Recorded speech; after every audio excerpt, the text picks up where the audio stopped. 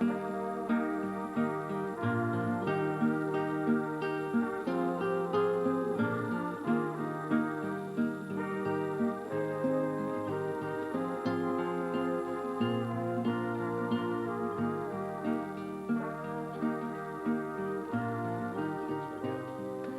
6 a.m. now, in the beginning of a hot, muggy summer July day in Liberty. Liberty. My mother always talked of Liberty, for that was where she was born and grew up. This little village, just 10 minutes north of Newmarket, was praised by the Bankstown Bard in a newspaper article written in 1940 that Mother saved.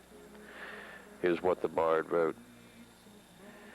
When I want rest from toil and strife, when I want quiet peace of life, when I want cheer and song and hope, I'll find it on those hills that slope through Frederick County up and down to Liberty, that little town of loveliness and peace and dreams, where all the world in blossom gleams.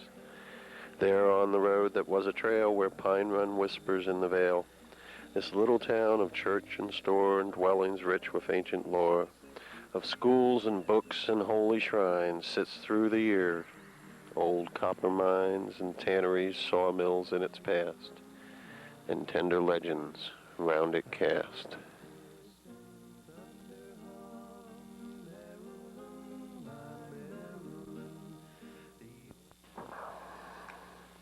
I wish I could talk to Mother now about Liberty, but the next best thing is a warm family friend and relation, Stewart Cashour. Stewart lives in the house next door to Mother. Mother was about 14 years old when Stewart was born. And Stewart calls Mother's father, Thomas Simpson, Uncle Tom, because Stewart's father and Mother's fathers were half-brothers.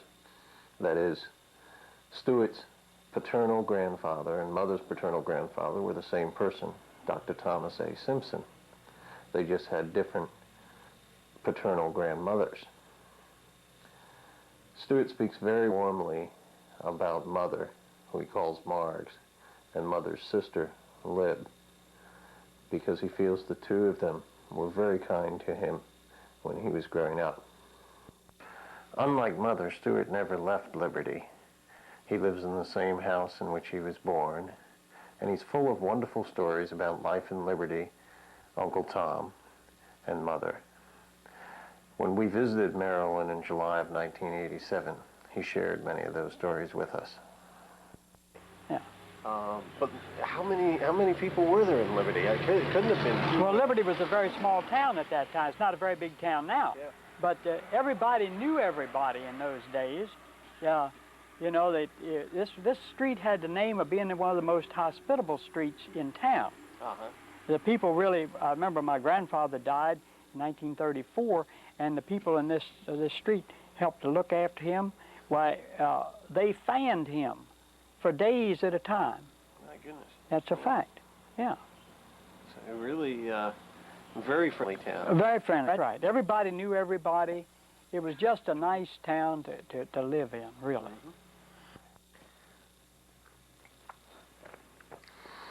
Mm-hmm. Stewart remembers how he was back and forth to Uncle Tom's and Aunt Maggie's all the time. Out in the wintertime, they would sit around a pipeless furnace and they would read or play cards or listen to the radio. Tom had a radio, and Stewart's family didn't at that time. Or the Victrola. Stewart remembers the wreck of the old 97 and some song called Horses that he always wanted to hear. And then in the summers, he liked to work with Tom's tools in the basement building rabbit traps and trellises. Tom, Mother's father, who was a optometrist, was very handy with tools. He had built the house they lived in, and later when they bought a couple of small houses further in town, he also fixed those up. Stewart has some of Tom's tools still. He still has his workbench and many fond memories about Tom.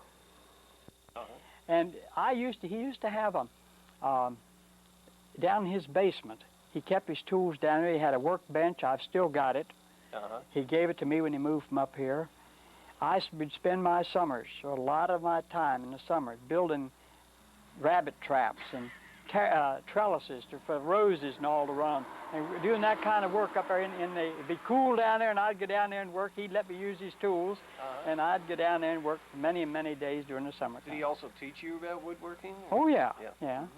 Now, he was I don't know whether to call him an optometrist. Yes, yes, he was. Optometrist? Yes, he was. Yeah. Yeah. And he used to go to a little place called Uniontown. No, I'm sorry, New Windsor. New Windsor. He used to have an office over there. And several days in a week, he would go over there. And he had an office over there, and he would go over there and fit people with glasses. And he did some work here, and he also, I think he used to go to Brunswick. I'm pretty sure he had an office in Brunswick at one time.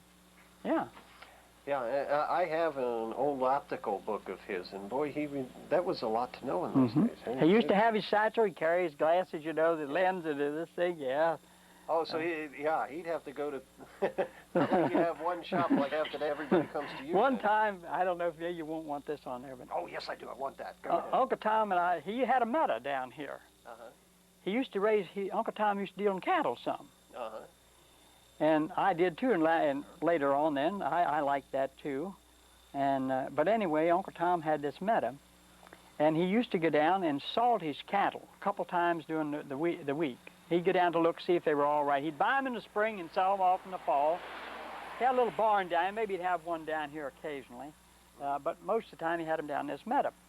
And he used to let me go along, and I could fish down there. And so I remember one time he used to always drive a Model T Ford. And I was down there with him one evening, and I was we got through and started home, and he started this old Ford up, and he came up to the bridge. It was a wooden plank bottom bridge. It was a steel bridge, but it had wooden planks in the bottom of it. And the water had washed the dirt away, and there was a place there about that high that he had to go over to get. So he went up to that old Model T, and he hit the thing, and she bounced back.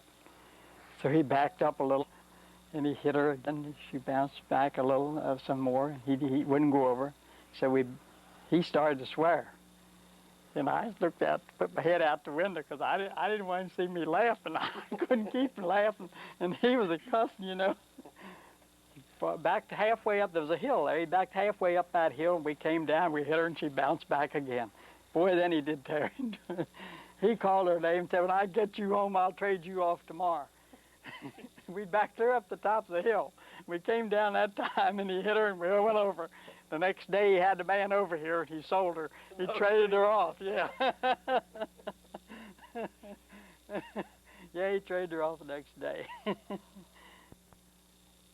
My favorite story about Mother's parents, however, is probably one she wasn't too fond of at the time, because I imagine it was a little embarrassing for a young woman. But it occurred when they were paving the road in front of her house for the first time. And in doing that, they also cut through the hill that the house was on. And Mother's father wasn't too happy with the way the government was settling with him on this account. Saying something about, earlier you were talking about this road out here. I assume this road was always here. Well, the road was here, but the road was a dirt road up until 1928. Okay, so a lot of the time that you're talking about, when my mother was growing up and so forth, no, this was just a dirt road. This was a dirt road. Oh yeah. Oh, and you saw the stones there. You can see where they cut down, where they cut through, and your mother's home was rather level with the road up there. There was a hill there, and they cut it. Really? They cut it down, and they terraced it. And what I was telling him, Uncle Tom had a little trouble with them, with the state. They had dynamited a lot, and they'd broken a lot of his windows, and his shutters, and all had been damaged. And plus, I don't know what they'd had some contention about. I think how they were going to fix the terraces and all. Anyway, they were laying this concrete. This was cement. And I remember coming home from school, and my mother was she was a very quiet, sedate woman, she was embarrassed because Aunt Maggie and Uncle Tom had a run-in that afternoon with the state. Uncle Tom had gotten out his gun, Oh, no. And, yeah. He had a real run. Yeah, and they had to have the town constable up here to restrain him. And Aunt Maggie got her rocking chair and her knitting and got out in the middle of the road and just sat right in the middle of the road. Kidding me. I'm not kidding you. I'm telling you what God knows to be the truth. And that's right. And when I came home, my mother said, Mag was out there in the middle of the road, said, knitting. And they said that fella slapped that old cement mixer right behind her chair. In those days, they mixed the concrete. They didn't bring it in and already mixed. They mixed it right there. Yep. And they had a mixer, and the thing would move up a little. They'd put it in the front of the thing and run it out the back, and that's how they did it. Now, when was this? Do you have any- 1928. 28. Mm-hmm. I'll be darned. Yeah. Okay, now my mother was a teacher at that point. Oh, yeah. But, so her parents must have been pretty feisty people. What were they objecting to? Well, they were well-liked people. Yeah. But what were they objecting to? Well, they hadn't settled the way Uncle Tom thought they ought to with the damage they'd done to his property. Oh. So he was threatening him with Yeah, he had to to. sit in the car. Yeah, right in the middle of the road with knitting. Took her knitting out there, and my mother said she was knitting right out the middle of the They road. ever won their point? Well, he got a settlement. I don't remember exactly what it was. Now I have some vague memories of my grandmother, but I really didn't know her at all. Did you know her well? Oh, yeah. Yeah. What was she like? Very nice lady. Yeah. Very nice. What yeah. did The little woman, she wasn't very big. She and her sister, Miss Hattie Barber, neither one of them were very big women. They were very small women. But very nice they ladies. have a good sense of humor? Oh, yeah, They, yeah. Oh, I told you about the time I said to Aunt Maggie, I said, Aunt Maggie, isn't Owen a nice boy? And she looked at me and she says, boy, why, he's an ordained minister.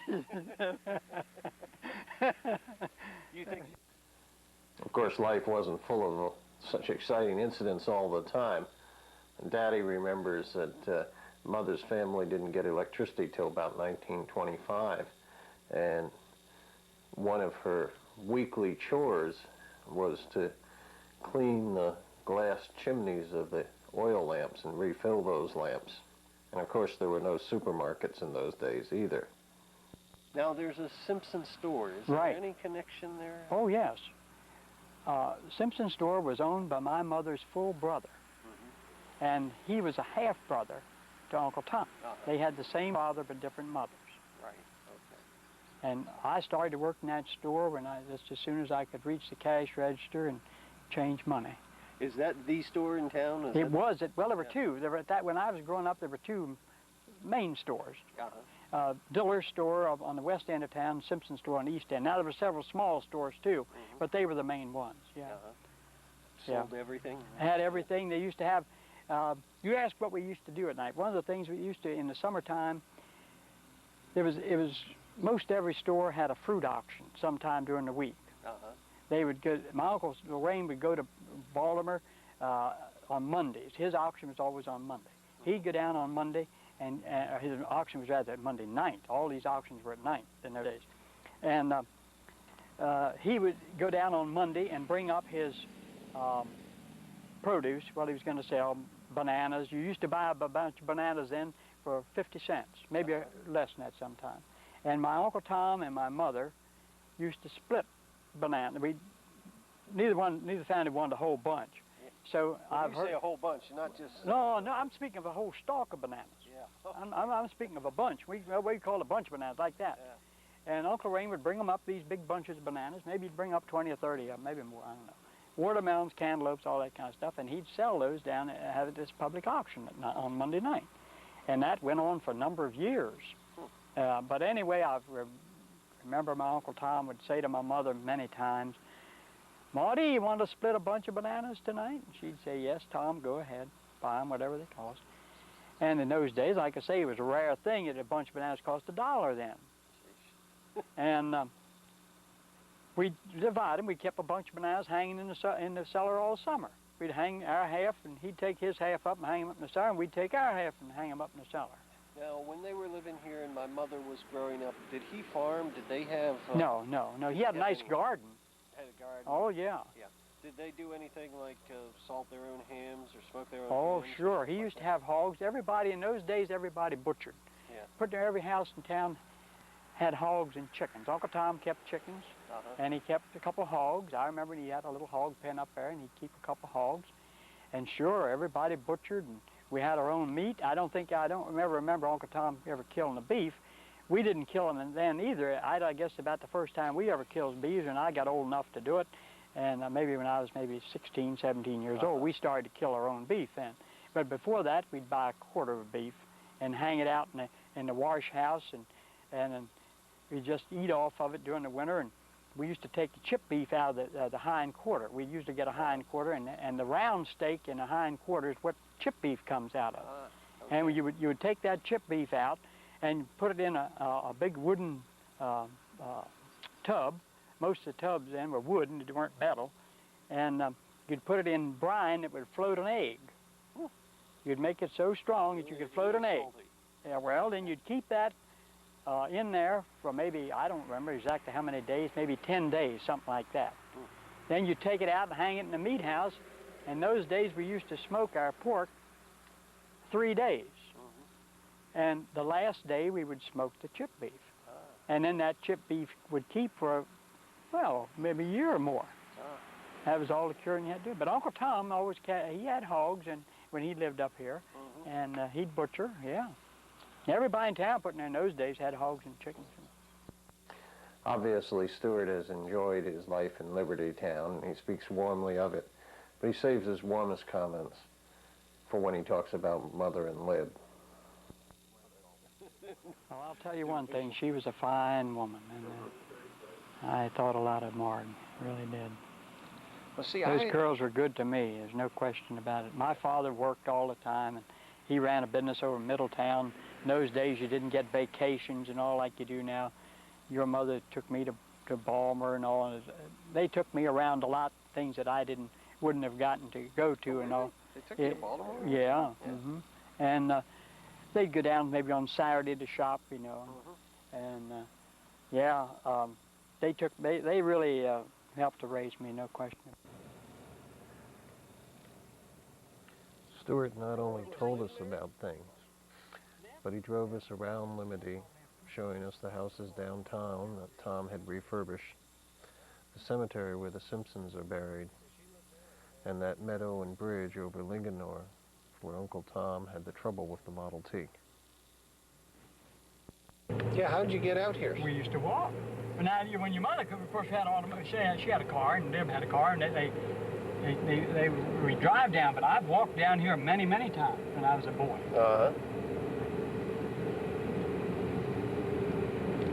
Over on the other side here.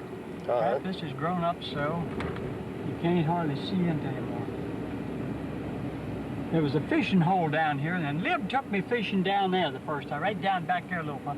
And Mark brought me a little later, I guess Lib brought me down here maybe in July, and Marg maybe had been going to summer school or something. Anyway, she was home, and she took me out fishing right up here in August sometime.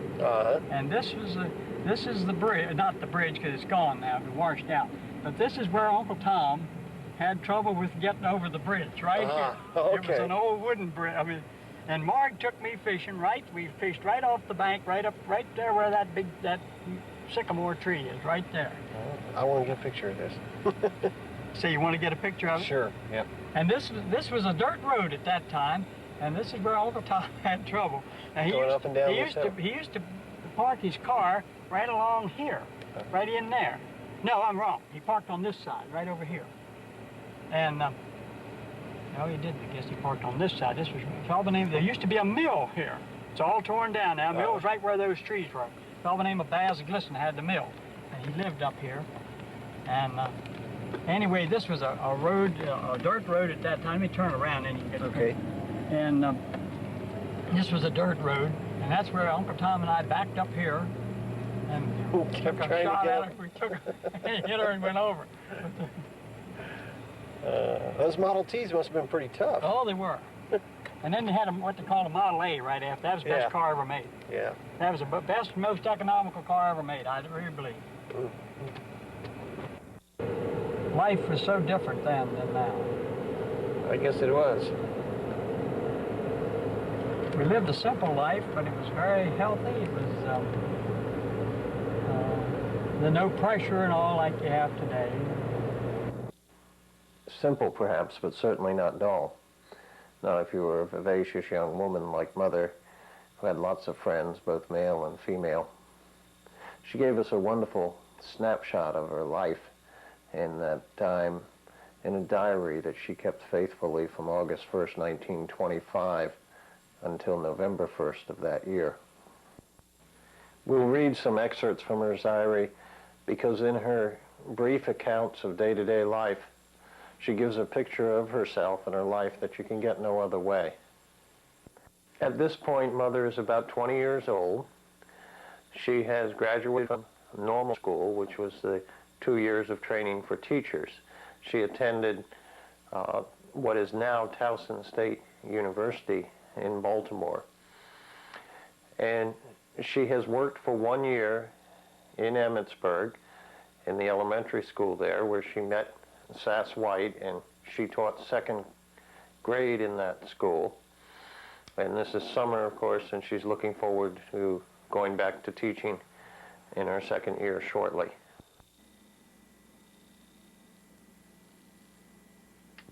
August 2nd. We all went to Sunday school. After dinner we went down to Lingamore and went in the water. Preston up to see Lib. Ernie came up to see me very unexpectedly. He took Louise and I to Frederick. She stayed with us all evening. I'm sure Ernie enjoyed the evening. He acted greatly bored, but why care? I don't. August 3rd. Mother and Dad went to Brunswick. We took our lunch to Linganore, played cards and read, went riding after supper. August 4th. Went to Gettysburg. Had only 3 flat tires. Rode all over the battlefield. Ate lunch at Devil's Den. Bought a dress. August 6th. Went to the tournament. In the evening, I danced with all the young ones around. Ernie surprised me by asking for a dance. August 7th. Lib and I gave a card party this afternoon. We had it on the lawn. Everyone we asked came, and they all seemed to enjoy themselves. Olive and Mel Fisher won the prizes. Brother home for dinner. Mother frequently speaks of brother, and by brother she means Tom Simpson, who was older than she was and was married, had a family, lived in Hagerstown, frequently came to visit on weekends, and he was also the person who raised the daylilies that Mother loved so much. Mother had other brothers and sisters that we know very little about. They were much older than she was. Lloyd, for example, died at a fairly young age in a sanatorium for tuberculosis patients. And she had a sister, Teresa, who was a devout Catholic. Mother's mother's family was Catholic. And Teresa died about the age of 16. August 9th, Sunday.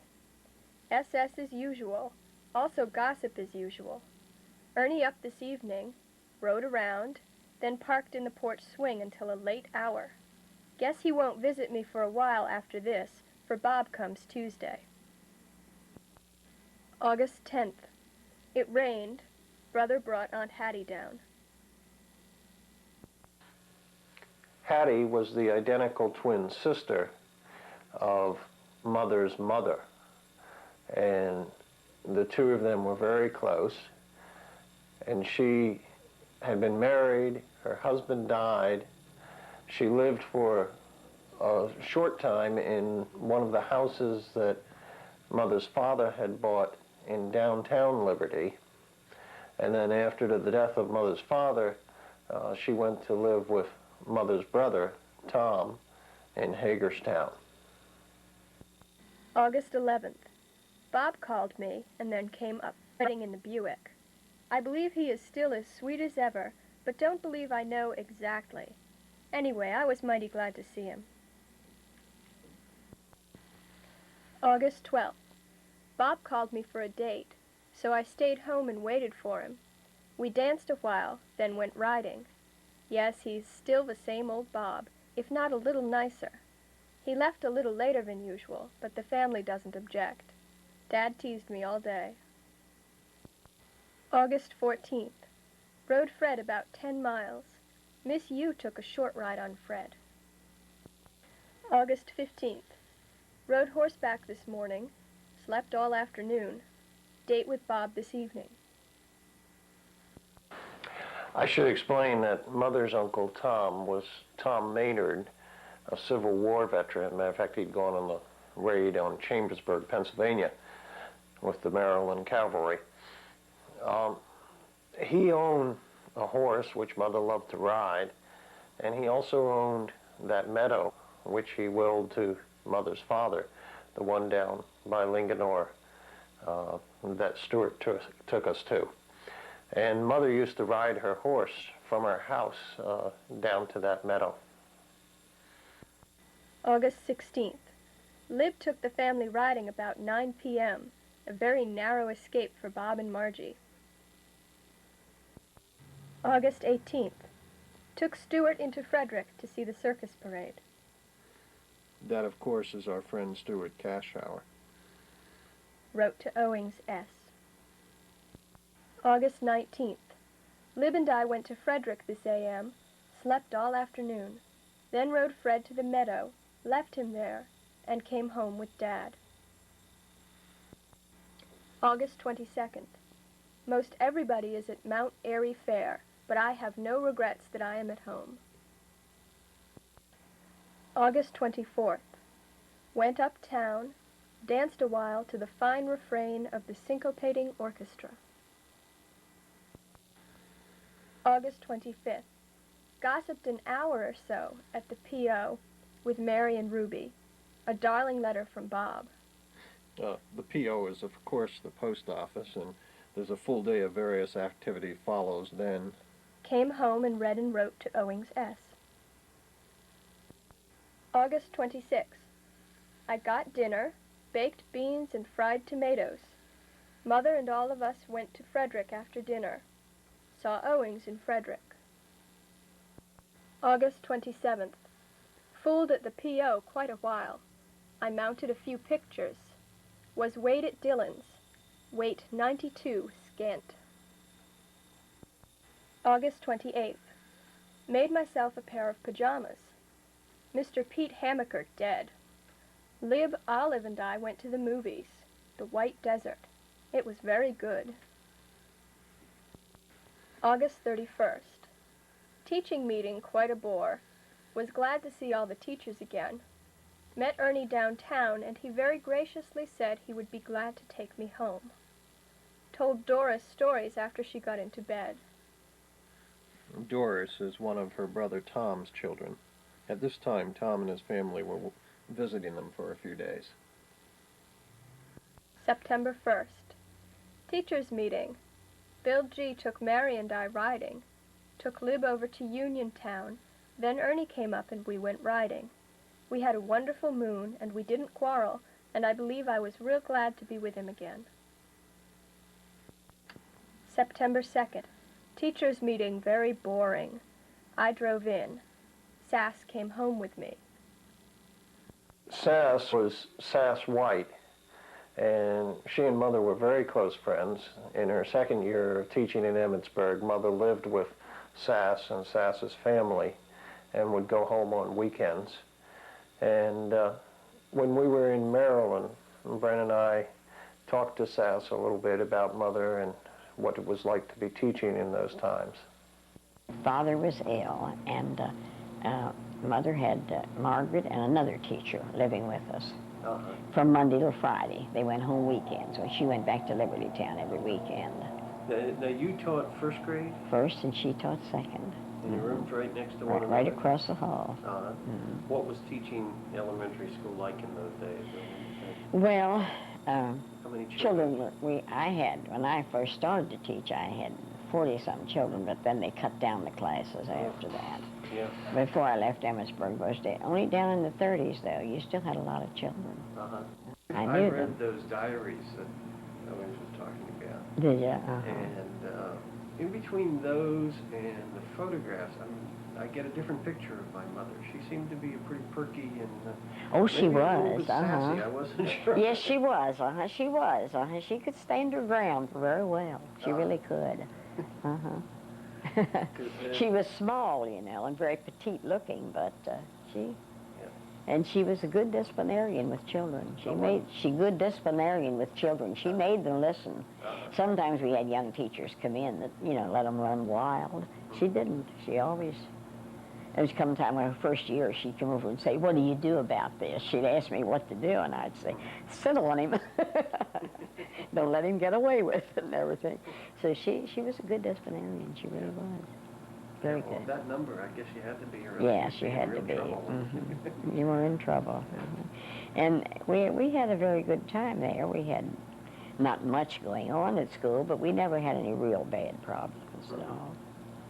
The high school was in the same building, and most of our problems would be kids coming down and rapping on our doors or doing something like that. Nothing important, not like they have now. Prank, you mean? Just as a prank? Yeah, prank, Rap on the door and then run up around the corner or something like that. It wasn't really anything important. September 8th. School went fine. Have 35 kids. Homer entertained us at teachers' meeting. Went up to see Andy's new pony after school. Went for mail. Letter from Lib. Owings came over. Went over to his house and danced for about an hour. Came over to Sass's and ate watermelon. Pushed him out at 11:45. September 9th. Weight 91 pounds. Where is that pound? September 10th. Feeling very punk. Embroidered and ran around after school. Owings took me to the movies. Rudolph Valentino in Monsieur Beaucaire. Fairly good. September 12th. Spent the day in bed taking some terrible medicine, so there's very little to say. September 13th. Ernie came up unexpected. Had been anticipating early to bed, but I didn't wander there until around 12. Topic: matrimony. Not of ourselves, but marrying in general. September 16th. School as usual. Leonard and another college boy over this evening.